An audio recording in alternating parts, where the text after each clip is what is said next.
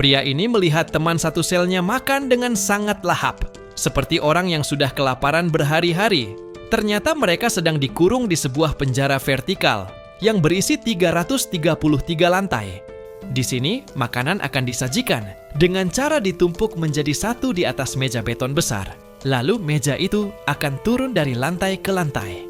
Sebagai tahanan baru, pria ini merasa jijik melihat kondisi makanannya. Hidangan itu tampak kotor dan berantakan, bekas dilahap para tahanan dari lantai atas. Ia menoleh dan mendapati dirinya sedang berada di lantai 48. Pria tua itu bilang, makanlah selagi kita masih dapat bagian di lantai ini.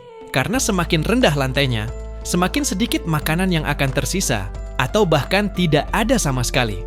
Ia pun mengambil sebuah apel dan berniat menyimpannya untuk nanti. Namun tak lama setelah makan, suhu ruangan tiba-tiba meningkat dan terasa semakin panas. Pria tua itu menjelaskan bahwa di penjara ini tidak ada yang boleh menyimpan makanan. Jika ada yang mencoba, sistem akan memanaskan ruangan hingga tubuh mereka terbakar. Mendengar itu, ia langsung membuang apel tersebut. Keesokan harinya, pria itu masih enggan untuk makan. Setelah selesai makan, lagi-lagi pria tua itu baru menjelaskan bahwa setiap bulan, para tahanan akan dipindahkan secara acak ke lantai yang berbeda. Dan semua itu terjadi sebelum mereka sadar. Penjara ini juga mengizinkan para tahanan membawa satu barang kesayangan. Pria itu memilih membawa sebuah buku, sedangkan pria tua itu memilih membawa sebuah pisau. Setelah beberapa hari tidak makan, akhirnya pria itu mulai menyantap makanannya. Hari-hari berikutnya, ia mulai terbiasa dan mulai menikmati hidupnya di dalam penjara itu. Hingga suatu malam, sebelum tidur, pria tua itu bertanya apakah ia percaya kepada Tuhan. Pria itu heran, lalu pria tua itu bilang, besok kita akan terbangun di sebuah lantai yang berbeda.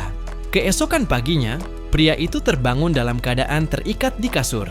Ternyata pria tua itu yang mengikatnya, karena kini mereka berada di lantai 171. Tempat yang hampir mustahil masih ada sisa makanan. Pria tua itu berniat memakan tubuhnya untuk bertahan hidup. Ia menunggu meja beton datang untuk memastikan apakah masih ada sisa makanan. Dan benar saja, yang tersisa hanya piring-piring kosong. Keesokan harinya, pria tua itu mulai melakukan aksinya. Ia memotong daging bagian paha terlebih dahulu. Saat dalam keadaan keos, tiba-tiba meja beton itu datang dan di atasnya ada seorang wanita. Wanita itu segera menolong pria tersebut, melepaskan ikatannya, lalu menyerahkan pisau itu kepadanya agar ia bisa membunuh pria tua itu dengan tangannya sendiri. Tanpa ragu, ia pun langsung menghabisi pria tua itu.